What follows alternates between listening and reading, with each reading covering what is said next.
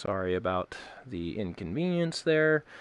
I had to shut off the game, which stopped my broadcast, and that was so that I could turn on the Move controller, the DS4 controller. So, just like with the other ones, you're going to use your R1 button, excuse me, your R1 button to pick things up. Now, you're only going to have one controller.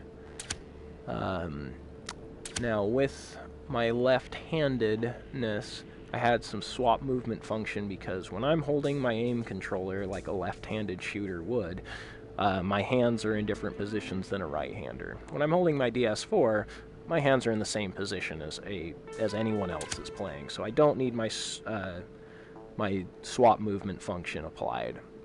The other thing that we're going to do is we're going to put our walking back on, and we're going to turn smooth turning back on, because just like the aim controller, it's much easier to actually utilize the analog sticks than teleportation, and just like the aim controller, you can still use teleport if you want to. And same exact trick as I showed earlier. If you want to change the direction in which you're teleporting, you press the teleport button or your right analog stick up, and you rotate the analog stick around to whatever direction you want to be facing when you get there. Really kind of a cool setting with the teleportation setting of this little bit. So let's go ahead and get into the campaign real quick. We're just going to show the functionality of the DS4, and then we're going to call it, because I'm starting to lose my voice just a little bit, but it'll be alright. So, again, the DS4 and the aim controller can both be used to utilize this two-handed weapons mode.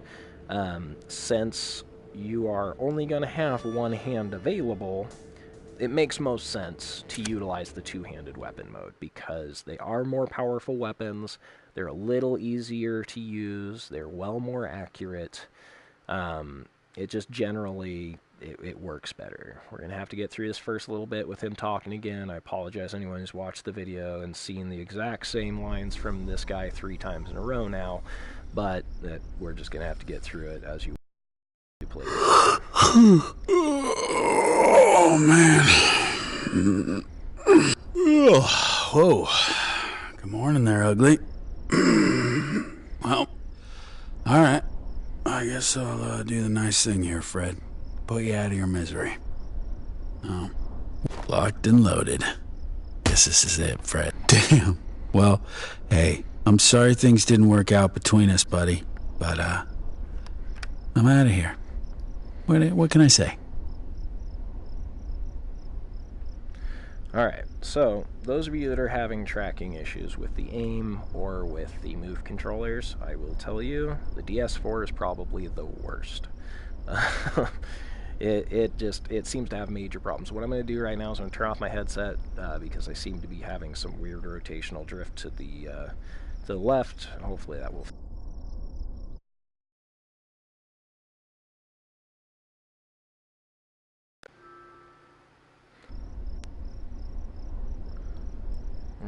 There we go. Okay, that's a little better. That's a little closer to what I want. So, this is actually a pretty playable game with the DS4, but about as playable as Farpoint is with the DS4. So it's enjoyable, don't get me wrong. You can aim and do everything just like with the aim controller, but eventually a lot of this action... I'm just now back on air, huh? Okay. Well, either way, a lot of this action is going to be the same as the... shit. Damn, Freddy. Got you good, didn't I? Oh, well. Gotta get going, buddy. Start the day. Hey, break a leg, ugly. A lot of the functionality is going to be the same as the aim controller.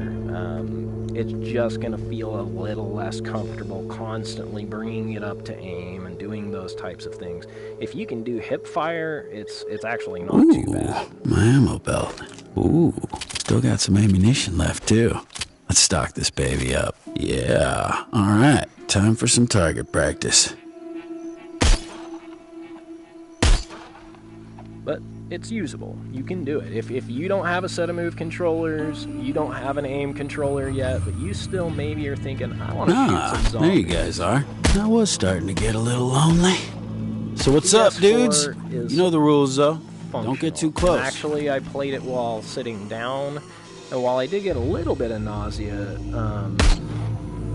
the ability to actually play with the DS4 is a little easier sitting down because if you have like armrests or anything like that. Don't get too close. Guys, what did I just say? This thing up don't to your face get with your too arms close. On some armrests. But as you can see, it's reactive. You can still aim most of the places you're going to need to. You happy Hold now? it up and aim it. It's just Didn't have to go down like this, you know. You could have sat down, had a nice cup of coffee, talked it through, but no. Anyway. Well, I guess we're done here. Let's head out to that bridge I saw downstream yesterday. For those that are interested in shutting this guy up as much as I am, there is an ability to turn the voice all the way down in the audio section. I keep forgetting to do it. I should. But it's the only way you're going to turn off this internalized monologue.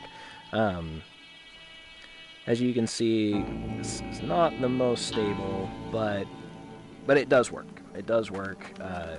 You can run with your left analog stick being clicked down, just like most art, or just like most FPSs.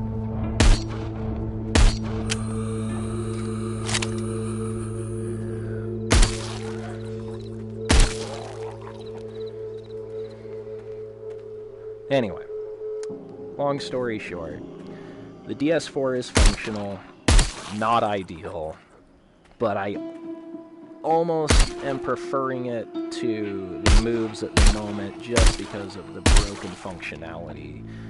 Maybe once I get to a point with the moves in the story in which I have a little bit more like dual weapons, maybe then it will really bring the enjoyment and functionality of the moves up quite a bit. But at the moment, I'm enjoying two-handed weapons. They seem to be the most accurate, the most powerful, and with the aim or the DS4, it's tactile enough, and your tracking should be good enough. You should be able to get that. Anyway, so that's it for me, guys. Thank you so much for watching. I hope everyone got at least a little bit of something out of this. If nothing else, just learning how to get into this two-handed weapons mode. Hopefully our developers hear some of our cries for some changes and we see some different things. Like, for me, I'd really love to see an in-game pause, even if they don't utilize the start button to do so. Just having this come up is not enough for me. I need the gameplay to stop.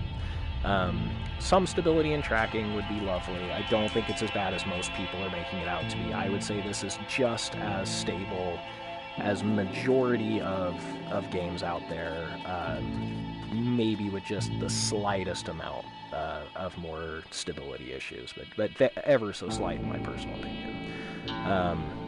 That's really the main things that I would love to see is a little bit more stability. Oh, and a new movement scheme for the move controllers. I know that Sony is making it really hard on developers by not creating a functional move controller that has the analog sticks or touchpads or anything that would allow us multi-directional movement smoothly.